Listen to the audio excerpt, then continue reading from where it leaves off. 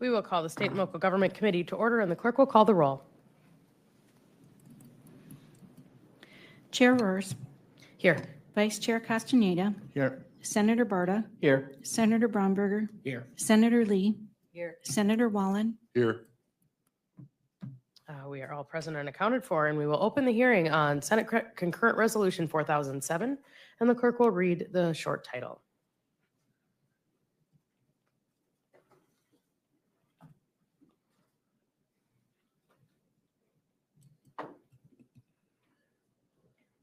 relating to requiring each resolution adopted by the Legislative Assembly proposing a constitutional amendment and each initiative, petition, and measure proposing to constitutional amendment to be comprised of a single subject. And we have the majority leader at the podium. Good morning, Madam Chair and committee members. Yes, I'm the prime sponsor on Senate Concurrent Resolution 4007. I would characterize it as a modest proposal to refine the process by which we amend our state constitution. I have filed online testimony, and I don't know if you had a chance to review it. I'm not going to repeat what's in there, but I did want to just highlight a couple of things. Number one, this is a proposal that would modify the process by which we amend our state constitution, not the process for other statutory initiated measures. I just wanted to draw that that distinction to the committee's attention, not proposing to change that. I think historically, a majority of legislators in both the House and the Senate have agreed that amending our state constitution should reach a higher standard than what is required for a statutory initiated measure or us passing a statute. And so if you recall from even the last session, we did, the legislature did pass this proposal. And that's the other point I wanted to bring to the committee's attention. We did pass it. What we did towards the end of last session is we combined it with a supermajority requirement and another requirement that required that the constitutional measure be voted on twice, once in the June primary and once in the fall election. And I hope we don't do that again. I think the House is sending us a proposal, has sent us a proposal that asks us to consider raising the standard from a simple majority, 50% to 60%. And that is prime sponsored by Speaker Weiss. This bill is related because it would, in my mind, it would require both the initiated those who seek to put a constitutional measure on the ballot to stay focused on a single subject. And so I call this the you can't bait and switch. You can't put one subject on the top and then 5 or 6 pages down on your measure, change the measure to a different subject. And I did, Madam Chair, I did have an opportunity in getting ready for today's hearing to look through some of those that I thought violated that. And there literally have been measures that are 7 or 8 pages long that propose to amend our state constitution, and they have what I would consider to be many different subjects. So that's the purpose of the amendment. In my written pre-filed testimony, I give you a chart of the United States and the states that have a single subject. A majority of states do have this requirement for amending their constitution. Montana and North Dakota sort of stand out in the western part of the country, in the upper plains, as the 2 states that do not. And I think we should. I think there should be a higher bar for the state constitution. If you go to the Madam Chair, if you go to the language in the bill, I do have another provision which I call my good for the goose, good for the gander, to make it clear that if the legislature has a proposal to amend the Constitution. The legislature likewise can only put one subject on that constitutional measure, and that's in Section 2 of the bill.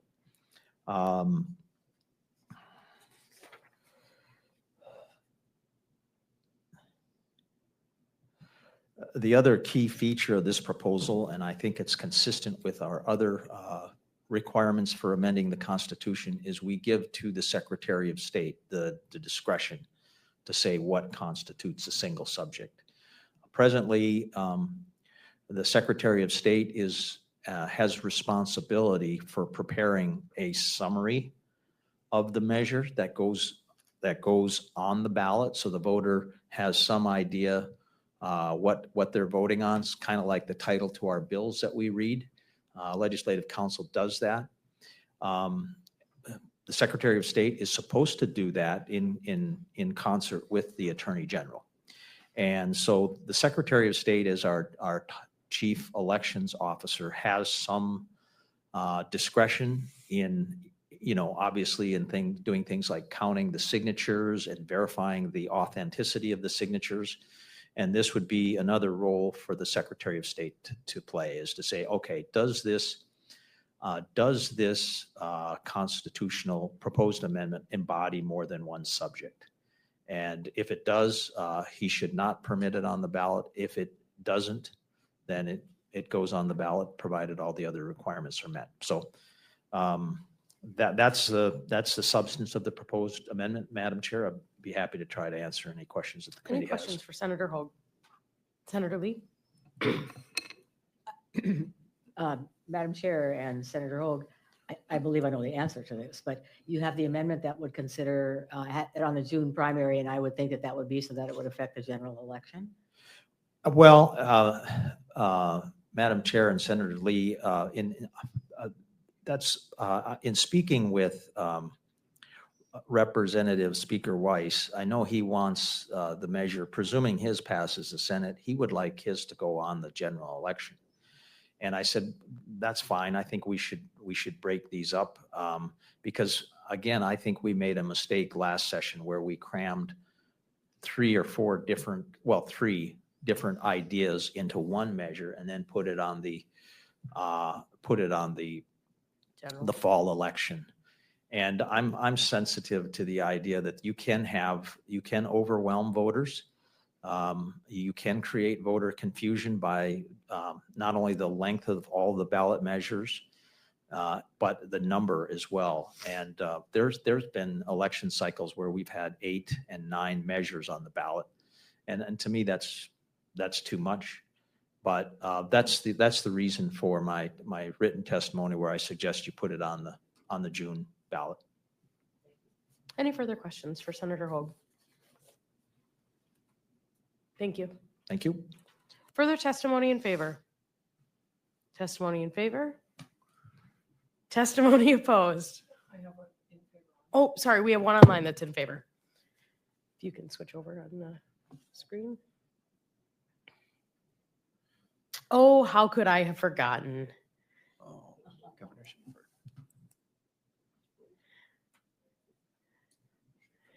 Mr. Schaefer. Hello, Hello. You we're are connected. Thank you, Madam Chairwoman Roars. Members of the committee, thanks for the opportunity to appear today before the Senate State and Local Government Committee. It's National Leadership Day today, and I want to take the opportunity to thank you all for your service to the people of North Dakota in your leadership roles in our government. Thank you. My name is Ed Schaefer, a North Dakota citizen residing in Fargo and a member of District 46. I come in support of Senate Constitutional Amendment Concurrent Resolution 4007. Senator Hoag's new proposed resolution restricts initiated measures to one subject matter only, which is a good thing. I was thinking about this and remembered that when Speaker Nancy Pelosi was facing a vote on a 1,500 page bill or a 1,200 page bill or something, she said, hey, we have to pass it so we know what's in it. And I was thinking, that is often what the people of North Dakota are confronted with when trying to understand a constitutional measure on the ballot. A short summary of the legislation does appear, but it cannot come close to defining everything contained in the proposed amendments. We have examples of ballot measures containing a fancy title and good sounding paragraph or two up front, but buried in the language are bait and switch issues that are totally different from the concept that is initially presented to the people. By requiring a single subject, it ensures that voters can make informed decisions without being confused by misled by multiple potentially unrelated topics that are presented together. Moreover, this bill promotes transparency and accountability in the legislative process. When proposals are limited to a single subject, it becomes easier for both lawmakers and potential public understanding of the implications and impacts of proposed amendments. Madam Chair, members of the committee, I urge you to support concurrent resolution 4007. It is better for the legislative deliberations, better for the constitutional amendment process, and most importantly, better for the people of North Dakota.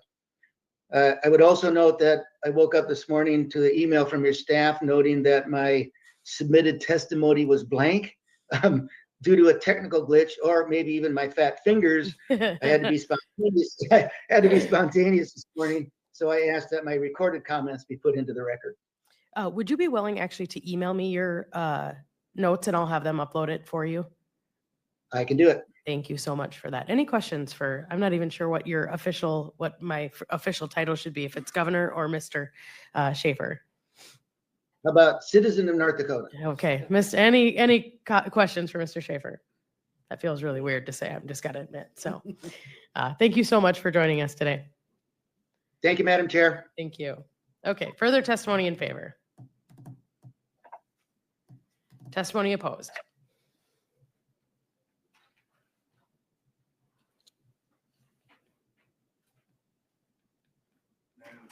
Do you want to turn that back? Thank you.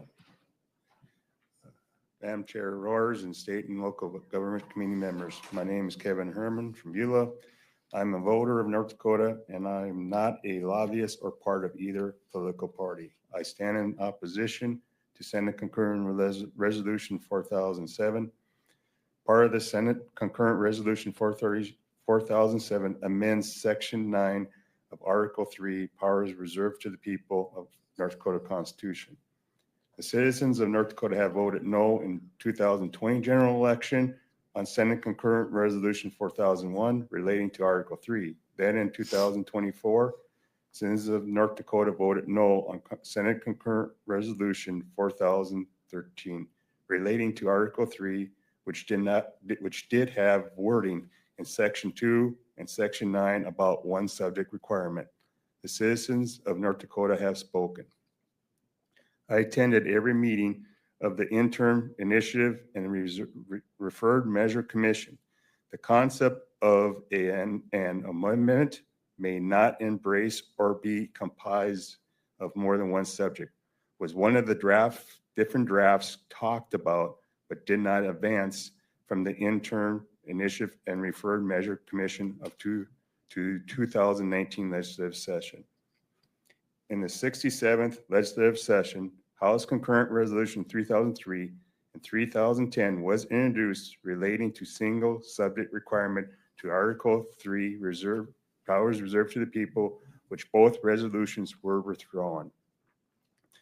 In the 68th legislative session, House Concurrent Resolution 3031 was introduced relating to single subject requirement to Article 3 powers reserved to the people, which was defeated on the House floor session.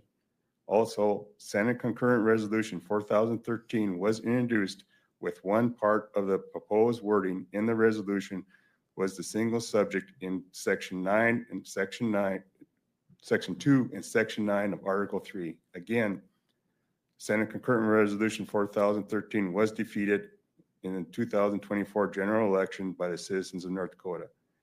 Why do the sponsors of this resolution will not accept the outcome of the 2020 and 2024 general election? When is the abuse of power toward Article 3 to stop? I want the main sponsor of this resolution to answer these questions to me and the public. Please give Senate concurrent resolution 4007 a do not pass recommendation. Thank you. Mr. Herman, one question for you. So both the 2020 election results and the 2024 election results, did it have only this one idea in either of those measures? Or was that, like the prime sponsor said, kind of an amalgamation of multiple ideas? The 2020 general election, 4001 did not have a single subject, but it had multiple changes, especially in section 9. The 4013, the single subject requirement had that, plus also the threshold, It was like voter, the signature threshold, yeah, which election it had to be on, and I actually got and the in my other percentage. folder Yep. there where, But I think the point I was trying to make is never before have we put it to the people with just one idea in the measure. no. Any That's- further no. questions for Mr. Herman? Senator Lee? Madam Chairman and Sir, last session, the legislature was told that we couldn't have any technical corrections even added to the OMB budget, which is always the last one because we find there are some wording issues. So we're limited to what the OMB budget has to say. Why shouldn't the public be also limited in order for clarification to having one issue on a constitutional amendment ballot so that it's clear? It's done for the same reason, and I don't know why the legislature should be held to that standard, but the public should not. Madam Chair Waters and Senator Lee, my thing is, if instead of through the legislative process, if like Senator, the main sponsor, if he wants to do this, go through the, like the regular citizens would do, get a committee together, file the petition, and get it on the ballot. That's my thing. It's since I've been coming to these other sessions, whenever there is a bill pertaining to Article 3, that's my concept. That's my thing, is go through the process like a regular citizen has to do. May I continue? Continue. So, Mr. Herman, the Constitution also enables the legislature to put proposals on the ballot. So we shouldn't have the same right that you have to put something on the ballot. We have to, in the laws that we deal with in the session like we're in now, cannot add things to the final bill, which I understand, but the court said that that has to be that way. So we struggle then with some wording errors or something like that that don't really change what the intention was of a bill. So that's what the legislature has to abide by. And I can't imagine why one would oppose a single issue requirement to make it extremely clear to the voters what they're voting for. They can still vote no, and I suspect that you would. But I'm not quite sure why. Madam Chair, Roars, Senator Lee, you can't, I don't understand why you would insist that we cannot. I think your mic is off again. There you go. I don't understand why you think that it is an unreasonable thing to put a resolution, to consider a resolution like this favorably and put it on the ballot that would allow voters to say, yes, we'd like to have just one issue in a constitutional amendment we're voting on, or no, we only want, we don't care if it's got lots of stuff. May I give you an example? Yes, I'm going to. May I? The medical marijuana bill was a constitutional amendment. And well-intended people cut and pasted stuff together, and whether you or I think it's a good idea to have legalized medical marijuana isn't the issue here. The issue is that well-intended citizens put that together and put it on the ballot, and it passed.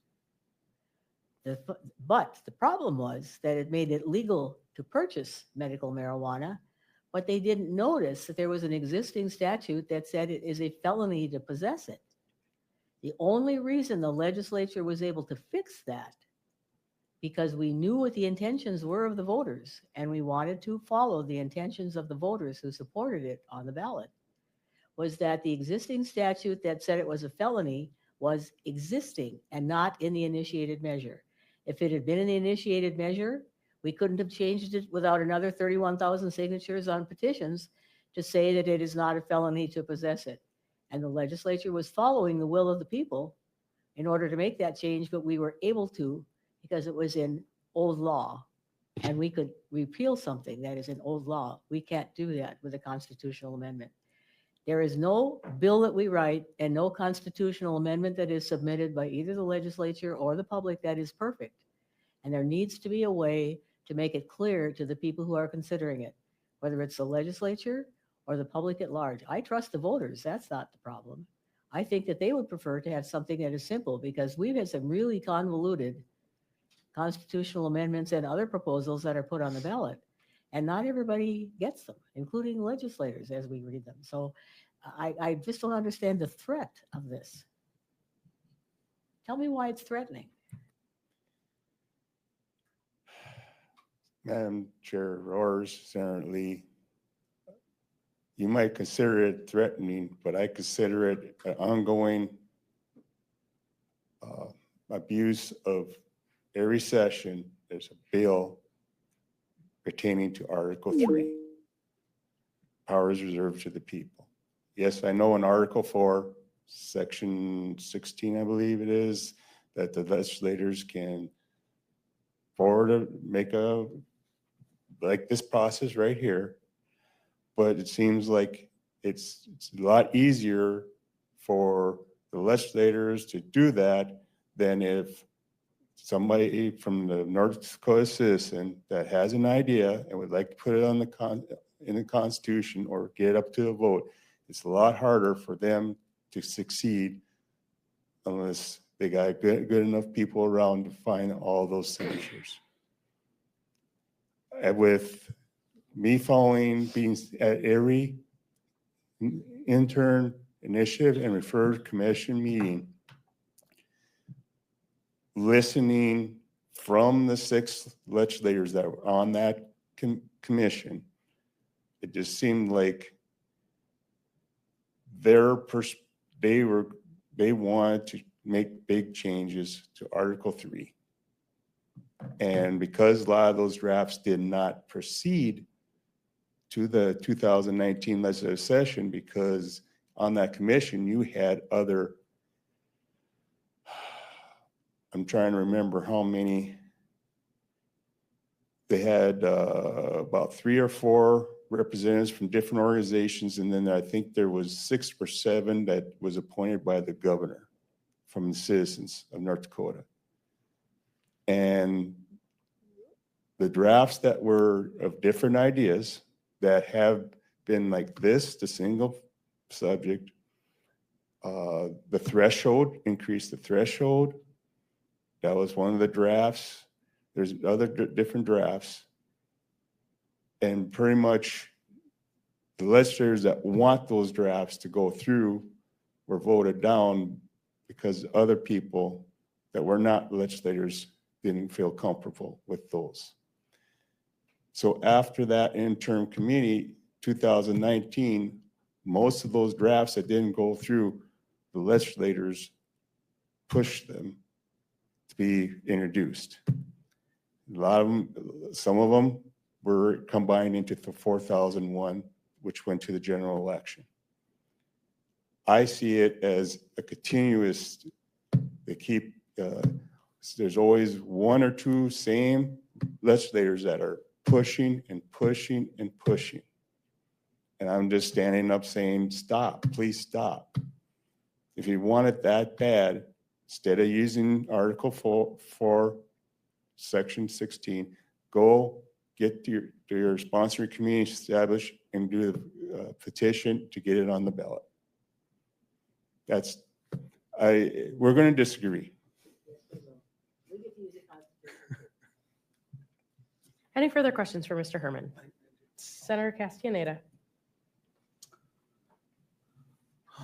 Madam Chair, Mr. Herman, so do you then see that Article 3 of the Constitution, to a certain extent, overrides Article 4? And how, in other words, how do you see those two working together, as separate, or because 3 comes before 4, 3 should override 4?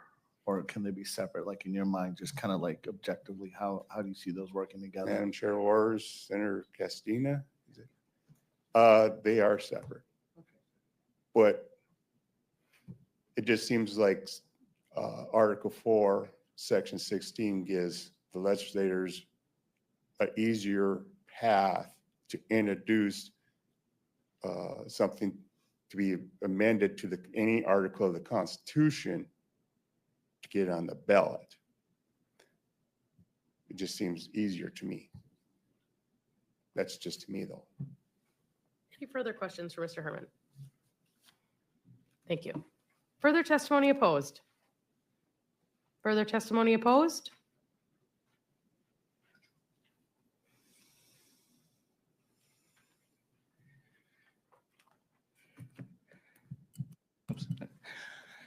Madam Chair, for the record, my name is Dustin Goverlow of the North Dakota Watchdog Network, and I had filed my testimony in neutral with amendments, and that is only because Ed Schaefer convinced me not to be opposed automatically.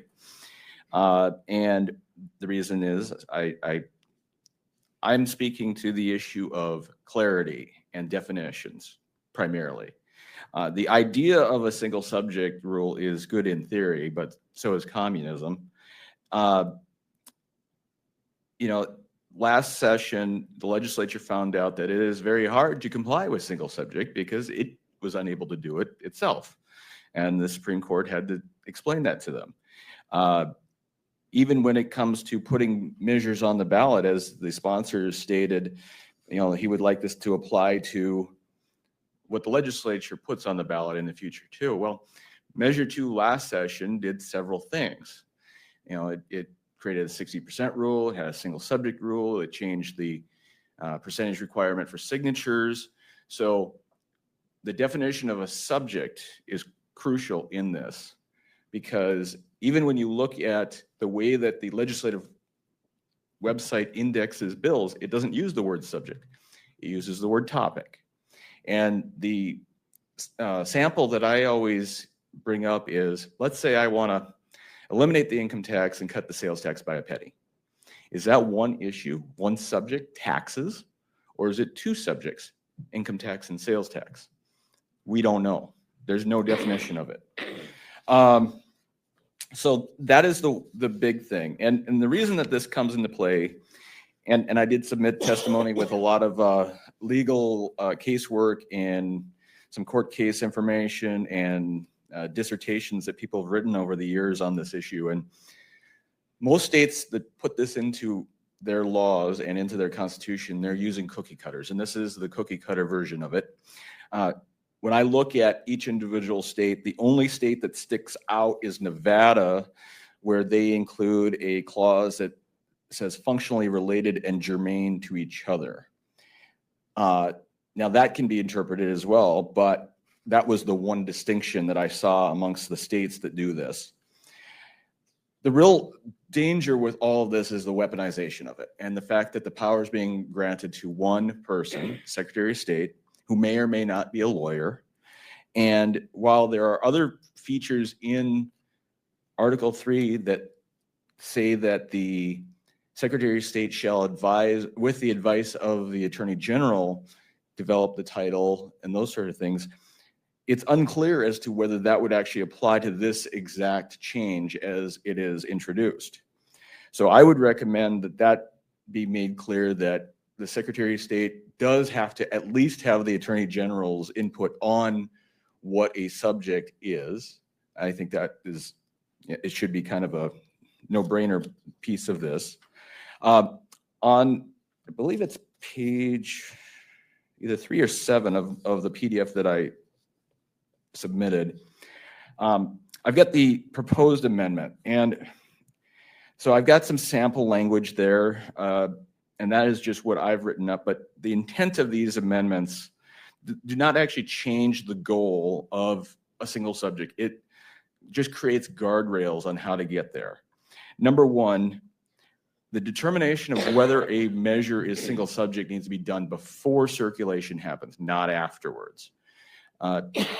Citizens should not be told that they have permission to go out and collect signatures for a measure and either rally hundreds of volunteers to do a lot of work or spend $250,000 to $500,000 doing it, and then just to be told, oh, it didn't qualify in the first place.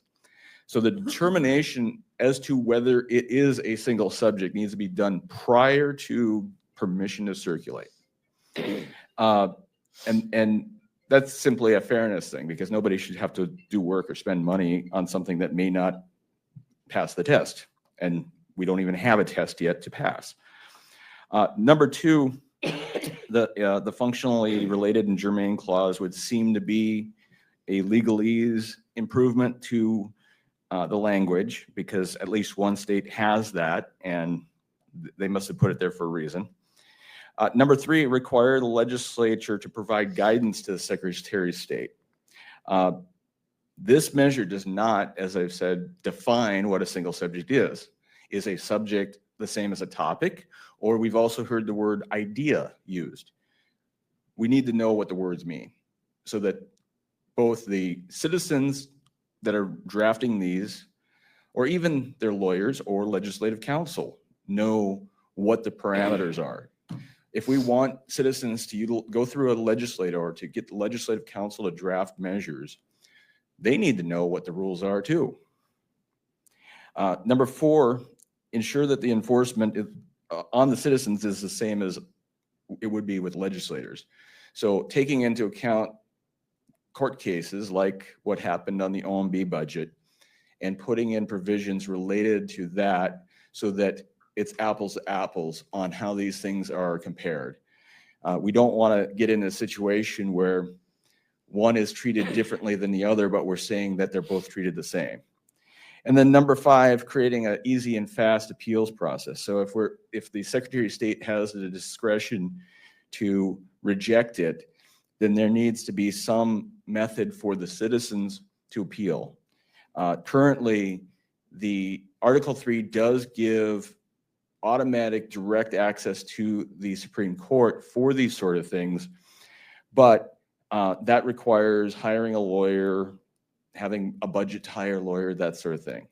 So as we've talked about before, because there's two types of committees, there's the type that have money and the type that don't, there should be an appeals process that does not require a bunch of grassroots, genuine citizens that are volunteering their time and not spending money outside of gas to get an appeal without having to spend tens of thousands of dollars on a lawyer. I don't know how you get there necessarily, but I think that it is a challenge for the citizens to know what to do as far as getting an appeal if it is not outlined.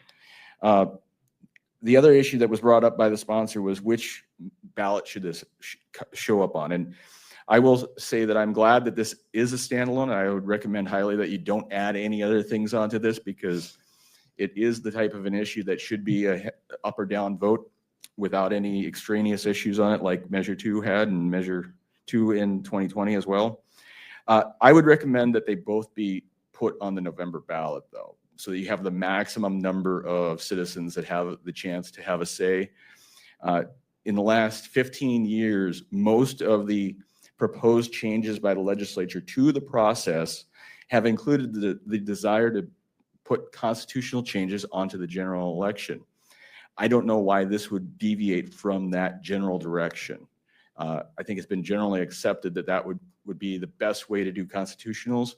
And because both measures, if what the House is putting together stays as simply the 60% rule, and this is simply the single subject rule, I don't think that there's an issue of cluttering the ballot, because they're very simple, yes or no type of things that doesn't require a lot of analysis.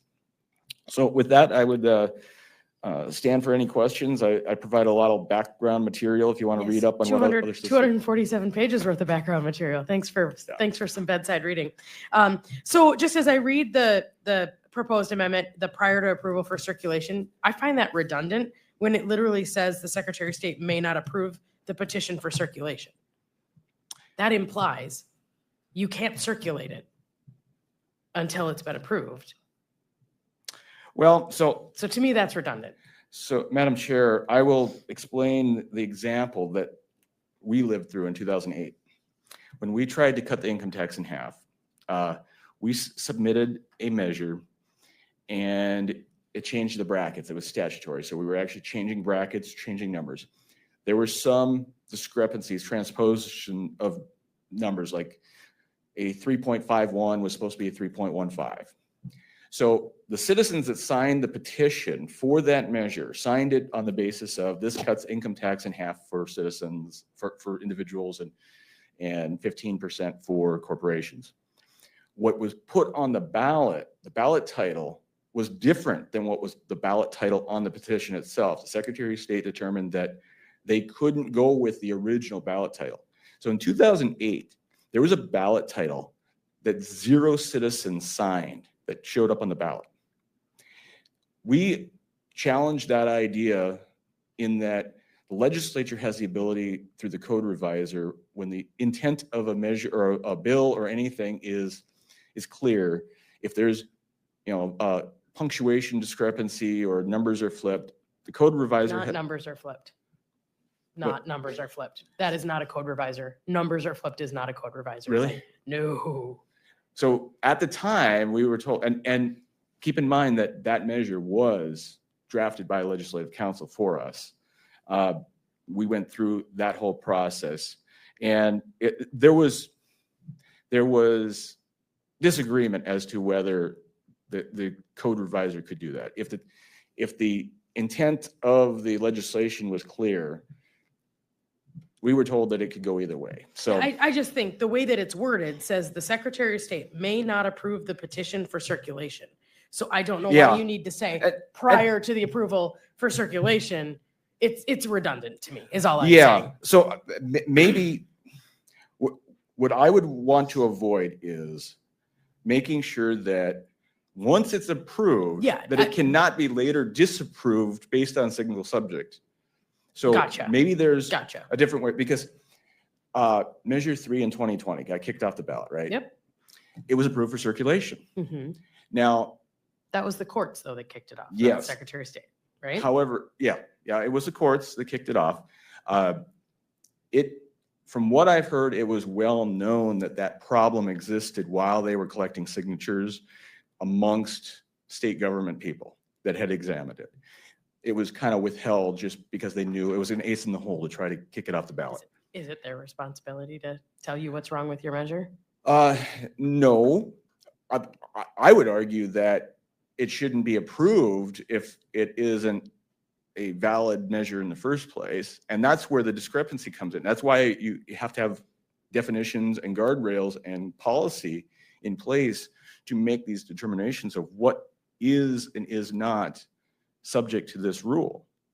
And so it's not that they should be evaluating the content and legality of it. It's that they need to know what they are evaluating in the first place. Okay. Any questions for Mr. Gavrilo? Senator Lee? Sir, I wonder why it's so threatening to have hearings on bills, and all of the proposals that come in as constitutional amendments by petition don't enable any kind of hearings to be held. I would respectfully disagree with the person who said that it is easier for the legislature to put something on the ballot than it is for the public, because you have to get elected to office to be able to even bring up the topic in the legislature. So if the legislature is doing such a rotten job, why don't you just run? Why don't the people who don't like it run? But the main deal really is hearings are so important. We are having hearings so we can hear not only your view, but everybody else's who's in the room who feels one way or the other.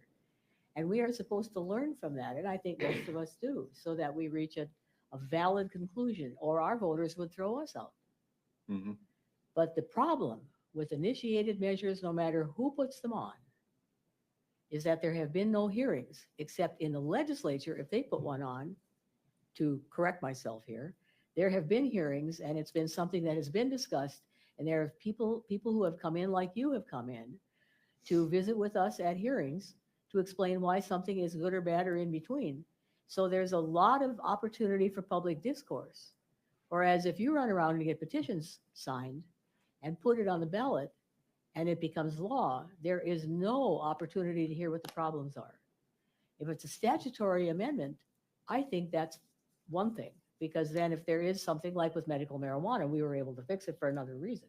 But the legislature can't fix it. And I know you think that's really swell, but I don't think that that the voters' intention is always what evolves from this. And then you're going to go out and get 31,000 signatures on petitions again? Who's going to do that? So the system, the forefathers, because the mothers didn't get to vote then, did a pretty dang good job of trying to figure out how the public could be involved. It's a very populist constitution, as you know. Mhm. But also that the legislature, through hearings and actions like this, also have the opportunity, if they see there's a need for an amendment to the Constitution, that we can put it on the ballot and ask the voters what they think. But apparently there's just such a terrible fear of having a hearing on these bills, and we're just going to go with rhetoric. And that's what's, I think, resulting in some heartburn for a lot of people who don't think that the public really understood. It isn't that they're not smart. They just haven't read the whole thing. And it's misleading the way some of the advertising is done on both sides, not being critical of one person or another. But it's an imperfect system if we can't have any kind of input from you and others who support and oppose all of these measures, because that's what we're here for. And during the interim, when those subjects are brought up, the same opportunities are available. Because I think most of us who are here would like to do the best job we possibly can, and we want to listen to who is coming to the podium or who sends us messages, and respond in a way that will be best for all of our neighbors, and not just in our districts, but the whole state. So tell me why we should have stuff that doesn't have hearings. Madam Chair, Senator Lee, if you wanted to create a process to allow for hearings for citizen measures, I think that'd be a great idea. Why not just show up at the meetings that are being held like this? Well, so you've got, once you get past the money versus no money committees, I think that you've got distinctly two types of citizen groups that do measures. One, that understand the process, bring in people. Like whenever I've been involved in an initiative measure, we've had a dozen or more people involved, couple lawyers, former governors, and then we run it through a legislative council to make sure that we're not missing something. So we're kind of using most of the process minus the hearings that you use on stuff that I've been involved with. But a lot of the measures that I think that this is actually trying to target are the ones that are going after, are the groups that believe that it is an us versus them situation, that it's the people versus the legislature, and they don't necessarily want to give you a role in that process. And if you were suggesting the legislature have a vote on what the citizens are trying to do, I would oppose that. If you wanted to have an ability for sponsoring committees to come in before the filing deadlines and before the signature collections and all that, and have a hearing on it, on whatever subject it is, and get some input, because not everybody knows, all the legislators to get information from independently. But if there was a process that the legislature could be a part of enhancing it, I think that would be a good idea. I know that it was mentioned the interim committee back in 19. One of the proposals was giving committee sponsors direct access to legislative counsel for drafting purposes, so that in theory they would be well written, or at least as well written as legislation. That failed in either 19 or 21. I forget. I think it was in 19.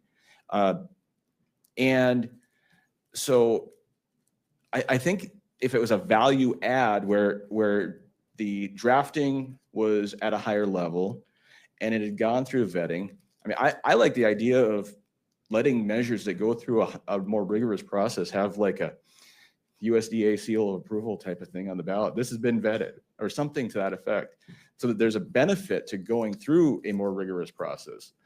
But I'm not against the idea of the legislature helping citizens run things through. That's what we're doing with this, sir. Yeah.